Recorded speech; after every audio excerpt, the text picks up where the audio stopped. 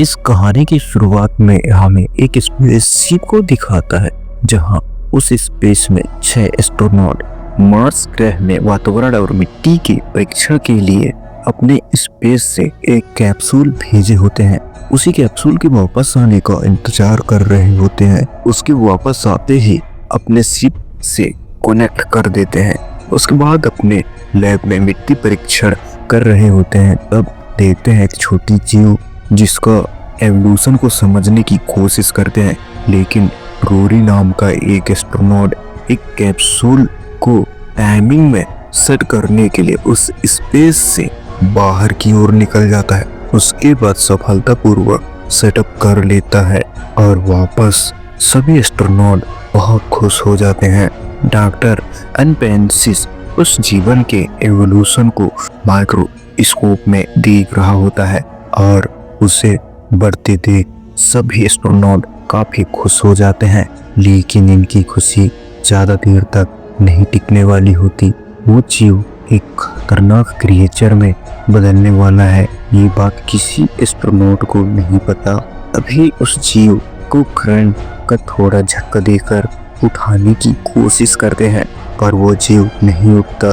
उसके बाद काफी प्रयास करने के बाद वह उठ जाता है और कांच तोड़कर वह बाहर निकल जाता है। वो जीव अपने पंजे से इतना खतरनाक पकड़ बनाता है कि एक एस्ट्रोनॉट परेशान हो जाता है और उसका हाथ मरोड़ देता है।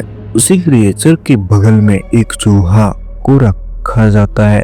वो क्रिएचर अपने पत्ते जैसे शरीर से जकड़कर उस चूहे को वहीं मार देता है और क्रिएचर काफी बड़ा हो जाता है। ऐसी स्थिति देख एक एस्ट्रोनॉट उस लीप के अंदर चला जाता है, लेकिन वो भी क्रिएचर उसके पैर को बुरी तरीके से जकड़ लेता है। लेकिन उस क्रिएचर को मारने के लिए फायर मशीन का उपयोग करते हैं, लेकिन वह क्रिएचर एक दराज में छिप जाता है। अचानक से रोरी पर भयानक तरीके से हमला करता है और उसे बेरहमी से मार देता है।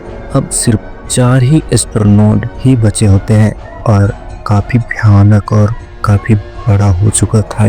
तभी लैब के सभी दरवाजे को बंद कर देते हैं, लेकिन वो क्रिएचर बाहर की ओर निकल जाता है।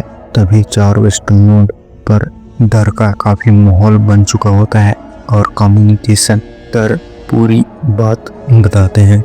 उसका नाम केल्विन होता है और उनसे संपर्क टूट जाता है, लेकिन उसके कम्युनिकेशन सिस्टम को सुधारने के लिए शिप के बाहर ट्रांसमीटर जो काफी गर्म हो चुका था और उसका कूलेंट वह क्रिएचर खाना समझकर खा लिया था और उस एस्ट्रोनॉट की पैर को वह क्रिएचर खतरनाक तरीके से जकड़ लेता है और उसे वहीं मार देता है। फिर उस स्पेस में आकर चिपक जाता है और एस्ट्रोनॉट स्पेस से नीचे गिर जाती है। उसके सभी दोस्त रोने लगते हैं क्योंकि उनका महत्वपूर्ण एस्ट्रोनॉट भी खो चुके होते हैं। जितने बचे एस्ट्रोनॉट इस क्रिएचर को मारने की बहुत कोशिश करते हैं, लेकिन वह क्रिएचर शिप के अंदर आ जाता है। उसके बाद शिप के सभी जगह को बंद कर देते हैं, लेकिन वो क्रिएचर उस शिप से जाने का नाम नहीं ले रहा था। उसके बाद सभी एस्ट्रोनॉट उसको मारने की प्लान बना रहे होते हैं, जिसमें सिर्फ 4 लोग ही बचे थे और एक एस्ट्रोनॉट जख्मी होने के कारण उसकी मौत हो जाती है। किसी को नहीं पता होता उसके पैर को वह क्रिएचर अंदर ही अंदर खा रहा होता है और काफी बड़ा और खतरनाक हो चुका था। उसको देखते ही तीनों एस्ट्रोनॉट उनसे दूर भागने की कोशिश करते हैं, लेकिन शिप कंट्रोलर उसकी चंगुल में फंस जाता है और खुद को एक कवर में छिपा लेता है, लेकिन ज्यादा देर तक वहां वह सुरक्षित रहना मुश्किल हो रहा था। उसके बाद उसके चलने की गति इतनी स्पीड हो जाती है, उसको उसका लोकेशन ट्रेस करके देखते हैं कब एस्ट्रोनॉट को खा रहा होता है, जिससे दोनों एस्ट्रोनॉट देख हैरान हो जाते हैं। वह क्रिएचर बहुत तेजी से उन्हीं की ओर आ रहा होता है, लेकिन वह इन वक्त में दरवाजा बंद कर लेते हैं। अब उस क्रिएचर को मारने के लिए उस जगह का ऑक्सीजन सप्लाई बंद करते हैं। तब देखते हैं वह कितनी देर में मरने वाला है। उसी समय धरती में एक मैसेज छोड़े थे। तब एक सीप उनकी मदद के लिए उन्हीं की ओर आ रहा होता है। तब उनसे कम्युनिकेशन करने की कोशिश करते हैं, लेकिन कोई सिग्नल नहीं मिलता। तब वो तेजी से वो सीप आ रहा था, तब उसको एक लाइट का प्रकाश दिखाने की कोशिश करते हैं, लेकिन प्रकाश दिखाने के बावजूद भी कोई हलचल नहीं होता और आकर ईजी सिंह के सीप में टकरा जाती है और सीप में काफी कंपन होने लगती है। तब वह लड़की बताती है, हमें बचाने के लिए कोई नहीं आया है, वह एक फायरबॉल को है। अब इनको जीने की उम्मीद खत्म हो चुकी होती है। उसके बाद एक एस्ट्रोनॉट उस कवर से निकलकर भागने वाला था, लेकिन वो क्रिएचर उसके पैर को जकड़ लेता है और एस्ट्रोनॉट उस क्रिएचर को छुड़ाने के लिए काफी कोशिश करता है, लेकिन वह क्रिएचर छोड़ने का नाम ही नहीं ले रहा था और वहाँ ऐसे चल रहा था जैसे कोई ग्रेविटी का नाम ना हो। एक कैप्सूल के टकराने से पूरा सिस्टम खराब हो जाता है और वह धरती के एटमॉस्फेयर की ओर जा रहे होते हैं। अब दोनों एस्ट्रोनॉट में कौन बचेगा? इतनी विपदा के बावजूद इनका बच पाना मुश्किल है और अपने बीते पल को याद कर रो रहे होते हैं और एस्ट्रोनॉट को धरती तक ना पहुंचने देना चाहते थे, इसलिए वे एस्ट्रोनॉट उसको मारने के लिए क्रिएचर को लालच देते हैं। इनका शिप कई बार अलर्ट कर रहा था क्योंकि पूरा सिस्टम खराब हो चुका था। उसके बाद काफी बड़ा धमाका होने वाला होता है।